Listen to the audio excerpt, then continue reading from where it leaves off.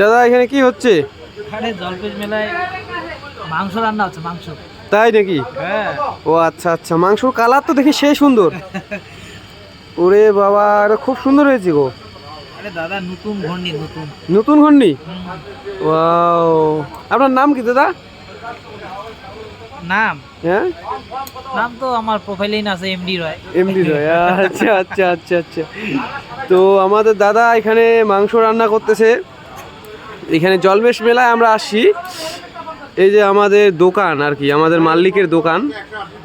দেখো কাকু হয় আমাদের। ভাই হ্যাঁ।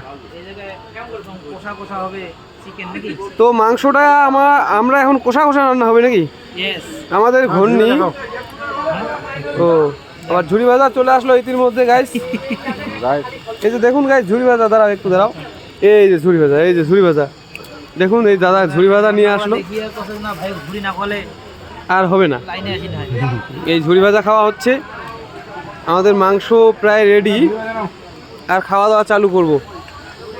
তো তোমরা অনেকক্ষণ ধরে আমাদের ভিডিওটা সম্পূর্ণ দেখার জন্য অনেক অনেক ধন্যবাদ।